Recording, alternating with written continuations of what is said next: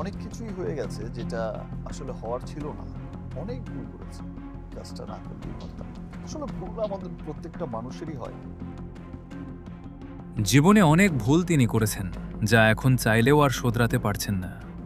Superstar Shakib খানের এমন একটি মন্তব্য ঘিরেই এখন মিডিয়া পাড়ায় চলছে তুমুল আলোচনা ও সমালোচনার ঝড়। অভিনেতার এই বিস্ফোরক স্বীকারোক্তির পর থেকেই নতুন করে ডালপালা মেলেছে এক চাঞ্চল্যকর গুঞ্জন।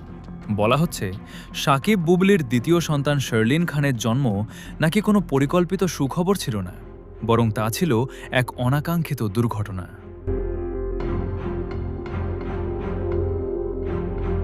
বিশ্লেষকরা বলছেন, সবকিছু যদি সত্যিই শাকিবের ইচ্ছে ও পরিকল্পনায় হতো, তবে স্ত্রী ও সন্তানকে নিয়ে এত লুকোচুরি করার কোনো প্রশ্নই আসতো না।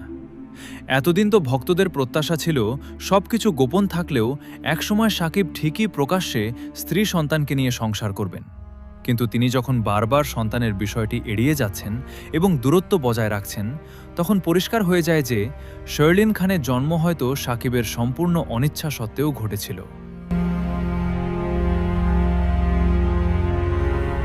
সম্প্রতি শাকিবের মুখে জীবনের বড় ভুল শোধরাতে না পারার এই আক্ষেপের বাণী যেন সেই পুরনো গুঞ্জনকেই আবারও সত্য প্রমাণ করে তুলল। অনিচ্ছাকৃতভাবে আসা সেই পরিস্থিতি ও ভুলকে ঢাকাই সিনেমার এই মেগাস্টার এখন চাইলেও মুছে ফেলতে পারছেন না। সন্তানের স্বীকৃতি দেওয়ার পরিবর্তে শাকিবের এমন পরোক্ষ ইঙ্গিত ও নীরবতা শবনম বুবলি এবং তার ভক্তদের জন্য রীতিমতো এক নির্মম বাস্তবতাই বটে।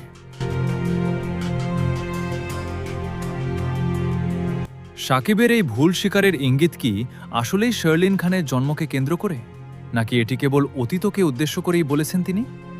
আপনাদের কি মনে হয়, শাকিব কি আদৌ বুবলি ও কন্যা সন্তানকে স্বীকৃতি দেবেন? জানিয়ে দিন কমেন্ট বক্সে।